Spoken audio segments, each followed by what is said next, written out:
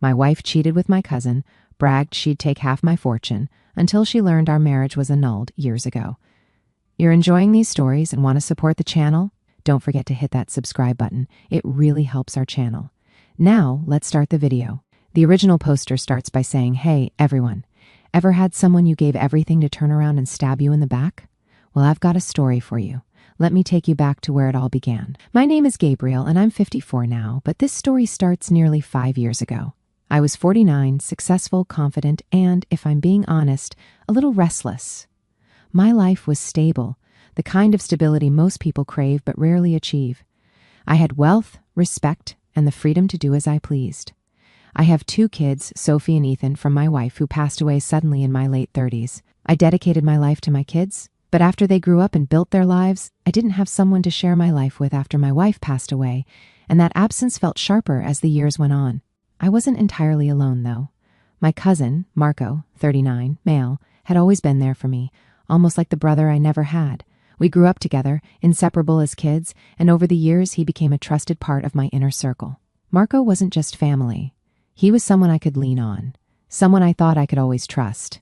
Although he was a master of charm, he was a disaster in execution, jumping from one failed venture to the next. A boutique that folded, an app that vanished. We always laughed about it. Then I met Christina. It was at a charity gala in the heart of Manhattan, one of those events where everyone was there to rub elbows and prove they belonged. I wasn't expecting anything beyond another night of polite conversation and calculated networking, but then she walked in. Christina was radiant. At just 24, she had this effortless charm that drew everyone's attention. Her laughter filled the room like music, and her smile could stop time. She wasn't just beautiful, she was magnetic. I couldn't take my eyes off her. When I finally mustered the courage to approach her, I felt like a teenager again, nervous and unsure of myself. "Gabriel," I said, extending my hand, trying to hide the fact that my heart was pounding. "Christina," she replied, her voice light, her handshake firm. There was something in her eyes, a spark that made me feel like I was the only man in the room. We spent the rest of the evening talking. It didn't matter that she was younger than me, or that we came from completely different worlds. In those few hours, it felt like we'd known each other forever. She told me about her dreams, her love for travel, and her hunger to experience everything life had to offer. I was captivated. Over the next few months, our relationship blossomed. Christina had this ability to make the mundane extraordinary. A simple dinner felt like an adventure. A quiet evening at home felt like a scene out of a romance novel. She made me laugh. She challenged me, and for the first time in years, I felt alive. I introduced her to my world, and she embraced it eagerly. Christina loved the finer things, luxury cars, private jets, and 5-star hotels. But it didn't feel superficial at the time. She made me believe she loved me, not just the life I could provide. Looking back, I wonder if that was the first lie I told myself. Over the months, she also met everyone important to me, including Marco. He was his usual charismatic self, charming her with his easy jokes and warm demeanor. Christina fit in with my family effortlessly, or so I thought at the time. I remember feeling a deep sense of pride watching her laugh at Marco's stories. Like the 2 most important people in my life were forming a bond of their own. Speaking of Marco, since Christina entered my life, Marco was pushing his latest project, a nebulous tech startup he claimed would revolutionize data security. He talked about it incessantly at family gatherings, peppering his pitch with buzzwords like disruption and synergy, but never offering a clear explanation of what the business actually did. His persistence, however, began to wear me down. I'd spent years dodging his pitches, but when Christina started championing his ideas as well, I began to reconsider. "You should really think about it," Christina said one evening, her enthusiasm infectious. "Marco's on the verge of something big. He just needs someone to believe in him." Her words planted a seed of doubt in me. I didn't trust Marco's track record, but I trusted Christina. I wanted to support him, to give him the chance he kept asking for. She was my good influence. She made me love her more through these kind moves for me to strengthen my connections with my beloved ones. It wasn't long before I proposed. I spared no expense. A candlelit dinner on a yacht in the Mediterranean, a custom-designed diamond ring, and a string quartet playing her favorite song. When she said yes, I felt like the luckiest man alive. Our wedding was a grand affair, held in the gardens of our estate in the Hamptons.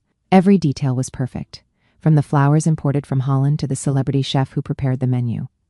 As Christina walked down the aisle, a vision in white, I thought to myself, "This is it. This is my forever. The first few years of our marriage were blissful. We traveled the world, spent lazy weekends in our penthouse overlooking Central Park, and hosted extravagant parties that were the talk of the town. Christina had everything she could ever want, and I made sure of it. But even then, there were signs. Small, almost imperceptible cracks in the facade. She'd occasionally make comments about wanting more excitement or joke that I was too predictable. I laughed it off, chalking it up to her playful nature. After all, I was giving her the world. What more could she want? I didn't realize it then, but those cracks were the first warnings of what was to come, and I, blinded by love and trust, ignored them all. It's funny how love can make you blind. It makes you see what you want to see, hear what you want to hear, and believe what you want to believe. And for those first few years, I believed with all my heart that Christina loved me as much as I loved her. But love, as I would later learn, is not always enough. Sometimes, no matter how much you give, it will never be enough for the person who doesn't know how to appreciate it. And Christina, as I would come to discover, was that person. The cracks in our perfect life were only the beginning. What came next shattered everything I thought I knew about her, about love, and about myself. But at the start, all I saw was the beauty, the joy, and the promise of a lifetime of happiness. Christina was my everything. I just didn't know how much that everything would cost. After our grand wedding, Christina and I settled into what I thought was a perfect life. I worked tirelessly to ensure we had everything we could ever want. Money wasn't just a tool, it was my love language, my way of showing her that she mattered more than anything. And Christina, she thrived in the world I'd built for her. Our penthouse in Manhattan became her playground. It overlooked Central Park, a view she adored. She'd stand by the window gazing at the city lights and say, "Gabriel, you've given me a dream." It felt good to hear that, like my hard work was validated.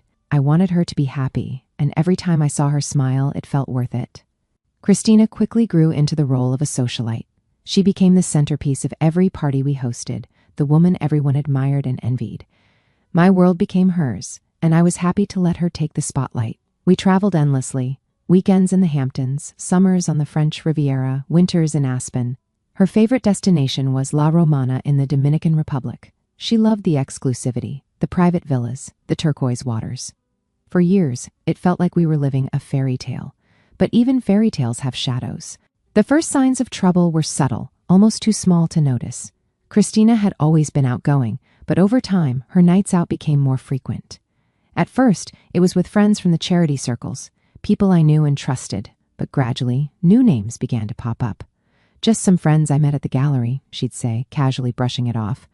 I didn't think much of it. Christina was young, and I wanted her to feel free, not trapped by the age gap between us. But then she started coming home later and later. Her excuses grew flimsier. "It was just such a great night. You wouldn't have enjoyed it anyway."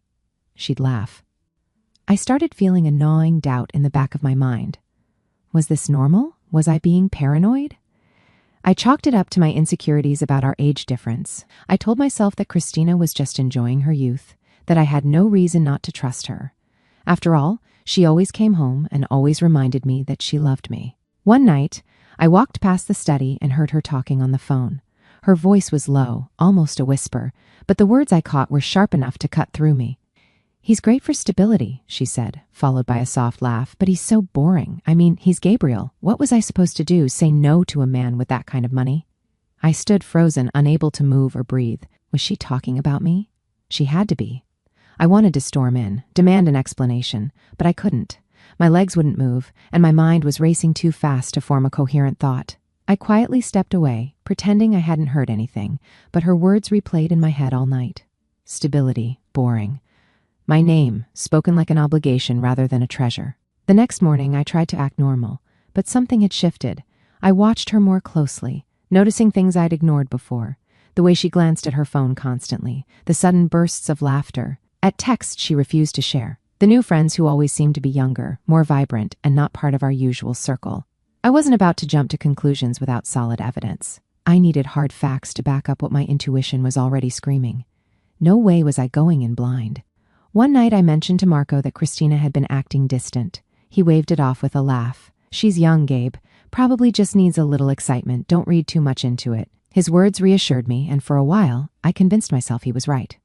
However, it wasn't long before the proof began to appear. One evening, while Christina was in the shower, her phone lit up with a message, and I wasn't going to miss an opportunity like that to ensure the message was from someone named Elle. It read, "Can't wait to see you again. Love you." My blood ran cold. This wasn't a friend. Friends don't send messages like that. Christina came out of the shower, oblivious to the storm brewing inside me. I didn't say anything, not yet. I needed to understand what I was dealing with. I started piecing things together. The late nights, the cryptic phone calls, the way she'd been pulling away from me emotionally. It all pointed to one thing: Christina wasn't being faithful. Another straw came during a family dinner at my cousin Marco's house. Christina had always been friendly with my family, but that night, her laughter with Marco felt different. Too familiar, too intimate. I noticed the lingering glances, the inside jokes I wasn't a part of. There was a moment when all of us came inside the house. They stayed for a while outside, saying that they're coming. Once I noticed her absence, I went to check on her. There she was, standing too close to Marco, smiling with shyness, and he was getting closer. I immediately called on her with a steady and firm voice. I almost ruined the whole night, but I was too wise to act childish. I had my own other ways, obviously. It didn't take long for me to notice that there was something between them. Any awake man would notice. The betrayal wasn't just with strangers, it was with someone I trusted, someone who shared my blood, my cousin. The realization left me breathless and furious. This wasn't just about infidelity, it was about betrayal on a level I hadn't imagined. But still, I said nothing. I needed time to process, to figure out my next move. This situation required precision. I had spent years building a life of stability and control, and now everything felt like it was spiraling out of my hands. The cracks in our life of luxury had widened into fissures, and I knew it was only a matter of time before everything came crashing down. But if Christina thought she could get away with this, she underestimated me. After that dinner at Marco's, the pieces of Christina's betrayal began to form a picture I could no longer ignore. The woman I had given everything to, the love of my life, my partner, had been lying to me. And the lies weren't just small ones. They were deep, calculated, and cruel. For days, I lived in a haze, alternating between heartbreak and rage. My mind replayed every suspicious moment, every strange look she exchanged with Marco, and every late night she couldn't explain. I didn't confront her immediately. I wanted more evidence. Maybe it wasn't Marco. Christina's phone became a goldmine of damning proof. Late one night, while she was asleep, I finally worked up the courage to unlock it. My hands trembled as I scrolled through her messages, but what I found made my stomach churn. There were texts from Marco, L, I knew it was him. She mentioned his name in one of their conversations. Explicit, vulgar messages that left no room for doubt. They joked about their stolen moments, their plans to meet up while I was working late. It felt like a dagger to the chest. I'd given her the world, and this was her gratitude? And with Marco, of all people, my cousin, someone I'd grown up with, trusted, treated like a brother. But it wasn't just Marco. There were others. Flirtatious exchanges with strangers whose names I didn't recognize, messages confirming rendezvous at upscale hotels I'd never been to. Christina's hunger for excitement extended far beyond what I could have imagined. That night, I sat in my office. In front of me lay a folder filled with evidence. Messages, photos, every damning lie Christina thought she'd hidden so well. For a moment, I let myself feel the weight of it all. The years I'd wasted, the love I'd poured into someone who never truly deserved it. I exhaled, slow and deliberate, then slid the folder into the safe. Not yet. Confronting her now would be satisfying. Oh, it would feel good to see her squirm, but it wouldn't be enough. I needed precision, strategy. I needed to dismantle her life the way she tried to dismantle mine. Carefully, deliberately, and with no room for recovery. Just as I was closing the safe, my phone buzzed on the desk. It was Charles, my oldest friend. He wanted me to come to dinner. My first instinct was to decline. After all, what was the point? For so long, I'd wrapped myself in a cocoon of work, home, and Christina, shutting out everything and everyone else. But something stopped me. Maybe it was exhaustion, or maybe it was the faint whisper of a life I used to have, one filled with people who genuinely cared about me. Over the next few weeks, I moved methodically.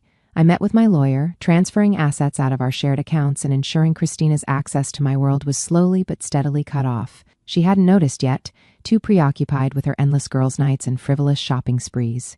Each small step felt like a victory. When the joint credit card declined for the first time, I felt a flicker of satisfaction. That evening, Christina stormed into the penthouse, fighting confusion. "Gabriel, there must be some mistake," she said, waving the card in my face. "I'll look into it," I replied, keeping my tone calm, almost disinterested. She didn't press further, too proud to admit the humiliation. But it wasn't about the money for me. It was about breaking the trust in everything I gave her. Little did she know, This was only the beginning. Then I started to clean things up with Marco first, since this trustworthy guy left me no choice. His smug demeanor, his constant hovering around Christina, and the subtle way he always steered conversations back to his business, it was all too calculated. When I finally pieced it together, I decided to confront him directly. No theatrics, no warning, just the truth, raw and unvarnished. I called him to my office one evening. He walked in, all false confidence and casual arrogance. "What's up, cousin?" he said, easing into the chair across from me like we were just catching up over coffee. I didn't waste time. "Cut the act, Marco. I know what you've been doing." He froze for half a second, just long enough for me to see the flicker of guilt in his eyes. "What are you talking about?" "You and Christina," I said, leaning forward. "The late-night chats, the secret meetings, the way you've been using her to push your business agenda. Do you think I'm blind?" Marco smirked, a defense mechanism I'd seen him use 100 times. "Come on, Gabriel, you're reading too much into this. Christina's just been supportive of my work. She knows how much I've been struggling to get investors, and she thought I might what?" I interrupted, my voice like ice. "Invest in your scam because she asked me to?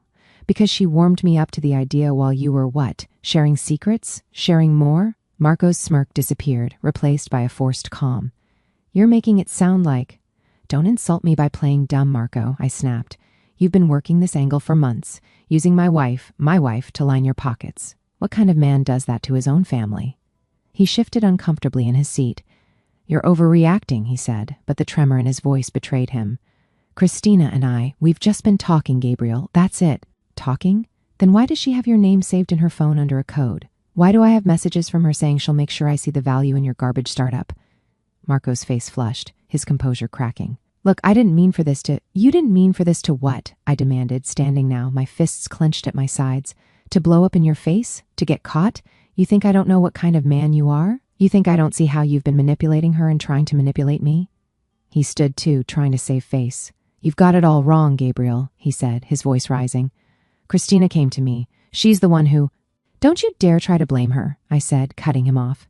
"She's guilty, yes, but your family, you knew exactly what you were doing, and you did it anyway." For a moment, we stared at each other, the air between us heavy, with years of shared history, now shattered by betrayal. "You're going to regret this," he said, his tone laced with a hollow threat. "No, Marco," I replied coldly. "The only one who's going to regret this is you. And by the time I'm done, there won't be a single person willing to touch your business or your name." Marco stormed out, slamming the door behind him, but his anger didn't faze me. If anything, it only fueled my resolve. I knew the next confrontation would be even harder, but I wasn't going to back down. Now for Christina. She had built a web of lies, and I wasn't about to walk into it blindly. I needed to think this through. If she thought I was going to crumble, she was wrong. I had one advantage she didn't realize. I'd been planning for this moment long before it even happened. The annulment papers sat in my office safe, untouched since the day I signed them nearly a decade earlier.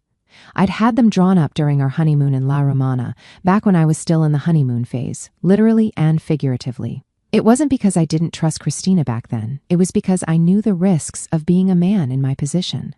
Wealth attracts people, and not all of them have pure intentions. I told myself the annulment was a worst-case scenario I'd never have to use, but now it felt like my saving grace. Guess what? Little did Christina know that we weren't legally married. She thought she'd secured herself a lifelong claim to everything I owned. That was her first mistake. I'd waited for the perfect moment, quiet, private, where she couldn't run or deflect.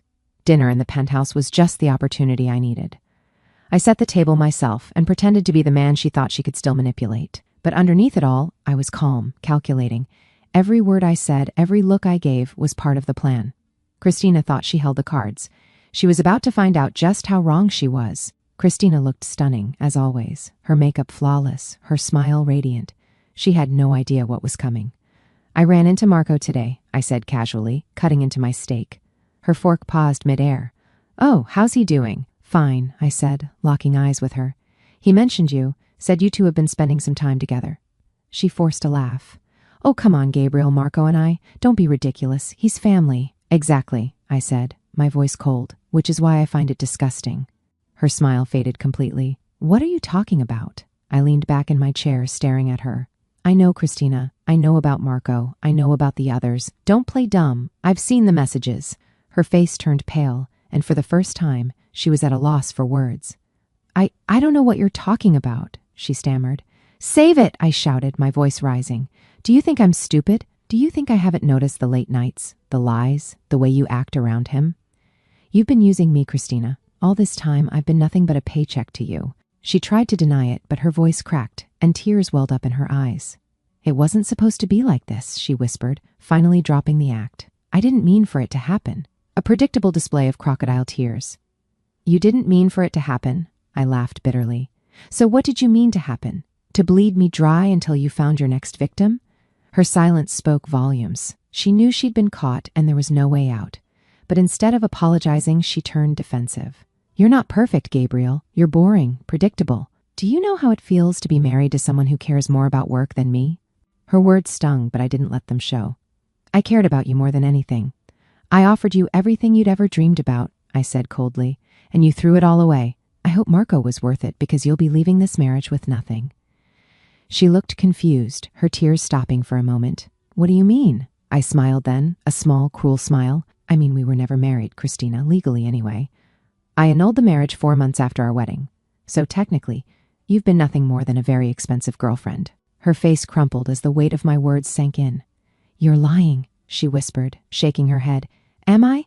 I said, pulling the annulment papers from my briefcase and sliding them across the table. See for yourself. She was absolutely shocked.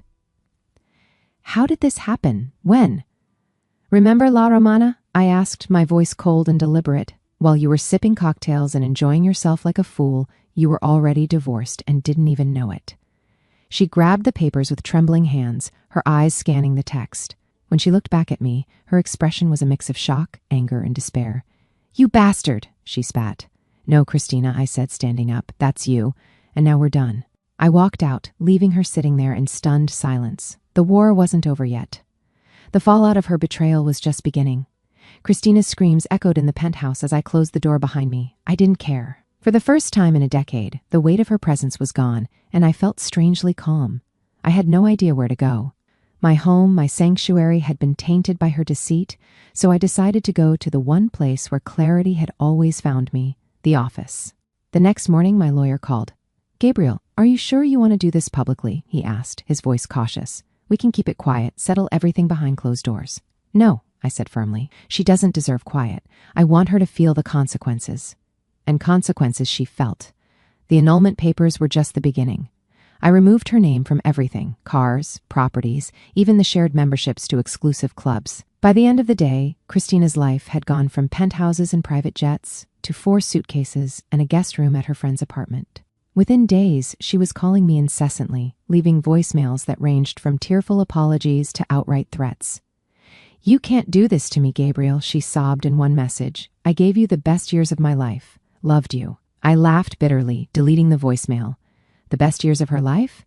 Maybe, but she'd spent those years siphoning everything she could from me while chasing her thrills behind my back. Love didn't even enter the equation. What? Was she waiting for me to die and live happily ever after with my cousin using my money? The more desperate she became, the more I realized how much power I had taken back. But the fallout wasn't just financial. Christina's betrayal had cracked open my personal life in a way I hadn't anticipated. Friends and acquaintances began whispering. Some pitied me, while others saw an opportunity to get closer now that she was gone. It was exhausting sorting out who genuinely cared and who was just curious about the scandal. I thought, to get through this, I had to make things clear to everyone. So, the first step in moving forward was confronting the ties I had yet to sever. Despite the annulment, there were still lingering threads, shared acquaintances, unresolved financial entanglements, and the looming question of Marco. Christina might have been legally powerless, but socially, she was still trying to manipulate the narrative. I decided it was time to put an end to that. I started by calling a family meeting, including my kids, something I rarely did. My family had always been complicated, tight-knit but riddled with its own politics. Marco, however, had crossed a line that couldn't be ignored. When everyone gathered at my home in the Hamptons, the tension was palpable. Marco arrived late, his usual bravado noticeably absent. He avoided my gaze as I stood at the head of the room, addressing the family. I've called you all here because there's been a betrayal, I began, my voice steady. One that involves not just my personal life, but the integrity of this family. The room fell silent. I laid out the facts: Christina's infidelity, Marco's involvement, the evidence I'd uncovered. Gasps rippled through the group as I showed screenshots of the messages, cold, hard proof of their deception. Marco tried to interject, but I silenced him with a glare. "You've not only betrayed me," I said, my voice firm, "but you've brought shame to this family. Effective immediately, you are no longer welcome in my life, my home, or my business. Consider this your formal exile." The room was stunned. Marco stammered, trying to defend himself, but the damage was done. One by one, family members turned their backs on him, disgusted by his actions. By the time the meeting ended, Marco was effectively cut off from the family, just as I had planned.